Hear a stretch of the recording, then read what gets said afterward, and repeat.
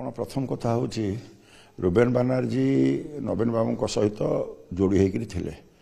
ତାଙ୍କର ଯେଉଁ ପ୍ରଥମ ସଂସ୍କରଣ ବହିଟି ବାହାରିଥିଲା ଆମେ ତା ଦେହରେ ପଢ଼ିଛେ।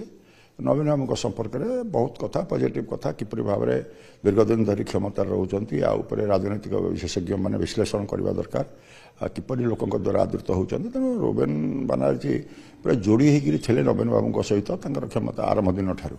ତେଣୁ ଆଜି ରୁବେନ ବାନାର୍ଜୀ ଯେଉଁ କଥା ଗୁଡ଼ିକ କହିଛନ୍ତି ତା ନିଶ୍ଚିନ୍ତ ଭାବରେ ସେ କଥା ଗୁଡ଼ିକର ପ୍ରଚଣ୍ଡ ପ୍ରାସଙ୍ଗିକତା ଅଛି, ଏଥିରେ ସନ୍ଦେହ କରିବାର କିଛି କଥା ନାହିଁ। ମୁଁ ତ ସେ ବହି ପଢ଼ି ନାହିଁ ଯେଉଁଟାକୁ ଏବେ ହେଇଛି, ଯେଉଁ ଦ୍ୱିତୀୟ ସଂସ୍କରଣ କରିଛନ୍ତି, କିନ୍ତୁ ଏ ସମ୍ପର୍କରେ ଯେଉଁ କୋଟରୀ କଥା କହୁଛନ୍ତି ଏ ସମ୍ପର୍କରେ ଆମର ବ୍ୟକ୍ତିଗତ ଭାବରେ ଉପଲବ୍ଧି ଅଛି। ବ୍ୟକ୍ତିଗତ ଭାବରେ ମୁଁ ଏ କଥା ବହୁ ଆଗରୁ ମଧ୍ୟ କହିସାରିଛି, ବିଭିନ୍ନ ଗଣମାଧ୍ୟମ ମାଧ୍ୟମରେ ଏ କଥା ମୁଁ କହିସାରିଛି। ଯେତେବେଳେ ଦଳ ଭିତରେ କାର୍ଯ୍ୟକ୍ରମ ଭିତରେ ଥିଲି ସେତେବେଳେ କିପରି ଭାବରେ ପାଣ୍ଡିଆନଙ୍କର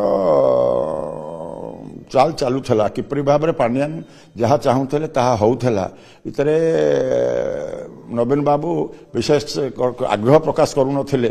ଏ କଥା ଅନେକ ସମୟରେ ଆମ ପାଖରେ ମଧ୍ୟ ପରିଲିଖିତ ହୋଇଛି, ଅନେକ ଉଦାହରଣ ମଧ୍ୟ ବ୍ୟକ୍ତିଗତ ଭାବରେ ମୋର ଅଛି। ମୁଁ ଯାହାର ତାର ଅନେକ ସମୟରେ ତାର ପ୍ରତିବାଦ କରିଛି, ପ୍ରତିବାଦର ଉତ୍ତର ପାଇଛି।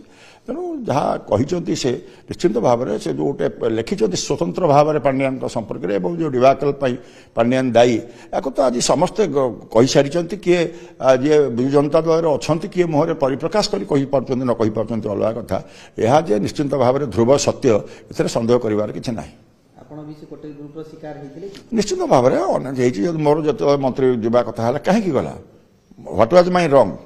ତେଣୁ ନିଶ୍ଚିନ୍ତ ଭାବରେ ଯିଏ ଅଧିକ ଭାବରେ ଲୋକଙ୍କ ପାଖକୁ ଆସିପାରିଲା, ମୁଁ ତ କହିଥିଲି ଆଗରୁ ବାରମ୍ବାର କରି, ଯେତେବେଳେ ଯାହା ଯାହା ହେଇଛି ମୁଁ ଗୋଟିଏ ମନ୍ତ୍ରୀ ଥିଲି, ଅନ୍ୟ କିଏ ଲେଖିଛନ୍ତି କି ନାହିଁ ମୁଁ ଜାଣିନି, ମୁଁ ପାଖାପାଖି 29ଟି UI ନୋଟ୍ ମାନ୍ୟବର ମୁଖ୍ୟମନ୍ତ୍ରୀ ଲେଖିଥିଲି, ଯାହାକୁ ତାଙ୍କୁ ଗ୍ରହଣ ହୋଇନଥିଲା। ସେ ମୋର ପ୍ରାଇଭେଟ୍ ସେକ୍ରେଟାରୀ କି ଡାକିକିରି କହିଲେ, ମୋତେ ତ କହିପାରିନାହାନ୍ତି, ପ୍ରାଇଭେଟ୍ ସେକ୍ରେଟାରୀ ଡାକିକି କହିଲେ ଆଉ UI ନୋଟ୍ ନ ଲେଖନ୍ତୁ, ଯାହା କହିବା କଥା କୁହନ୍ତୁ ଆସିକିରି, କିନ୍ତୁ ଆଉ ଲେଖା ନ ଲେଖନ୍ତୁ।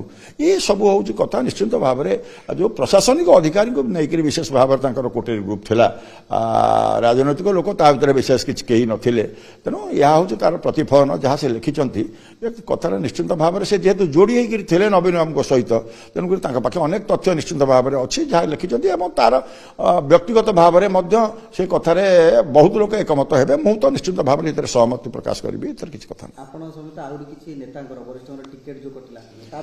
ନିଶ୍ଚିନ୍ତ ଭାବରେ କିଛି ଅଛି, କାରଣ ଟିକେଟ ଘୋଷଣା ସରିଲା ପରେ 40,000 ଲୋକ ଯେତେବେଳେ ଏକାଠି ହେଉଛନ୍ତି ଯେ ପୁନର୍ବାର ଟିକେଟ ପୁନର୍ବିଚାର କର, ଯାହା ନିଷ୍ପତ୍ତି ନେଇଛନ୍ତି ଭୁଲ ନିଷ୍ପତ୍ତି ନେଇଛନ୍ତି।